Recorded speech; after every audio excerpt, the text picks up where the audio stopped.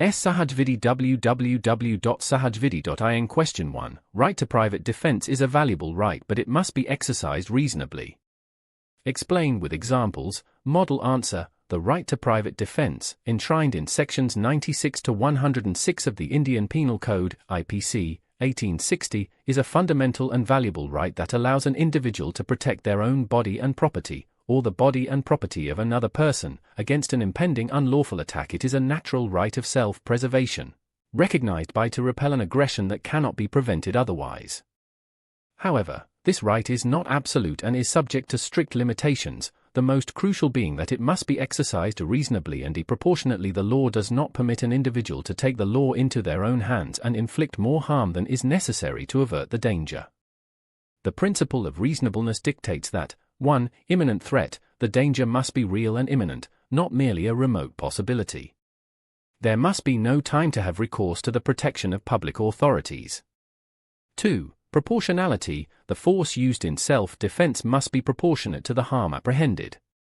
One cannot inflict grievous hurt or death for a minor assault or a petty theft. The harm caused must not exceed the harm necessary to repel the attack. 3.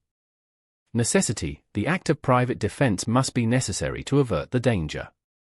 If the danger has passed, or if the aggressor has retreated, the right ceases. For no right against innocent act, there is no right of private defense against an act which is not itself an offense. G. An act of a child under 7 years, or a person of unsound mind. Examples. Defense of person. If A attacks B with a stick, B is justified in using a stick of similar force to defend himself.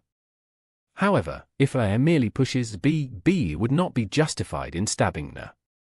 The force used must be commensurate with the threat. In Vishwanath v. The State of U.P. the Supreme Court held that if a person is attacked by a knife, he is not expected to weigh the exact amount of force to be used, but the force must not be excessive.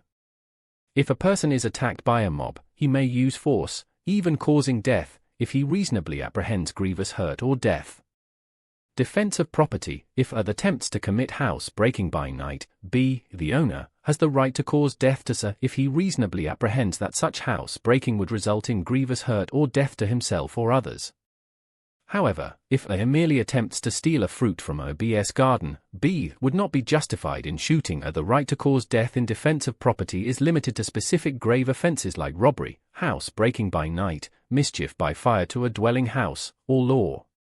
Death, mischieful house trespass under circumstances causing reasonable apprehension of death, a grievous hurt, cessation of right. In J. Dev v. State of Punjab, the Supreme Court emphasized that the right of private defense commences as soon as a reasonable apprehension of danger to the body arises from an attempt or threat to commit the offense, and it continues as long as apprehension of danger continues. Once the aggressor retreats or is disarmed, the right ceases, in essence, while the law grants individuals the power to protect themselves and their property, it simultaneously imposes a duty to exercise this power with restraint and reason, ensuring that justice is not replaced by vengeance.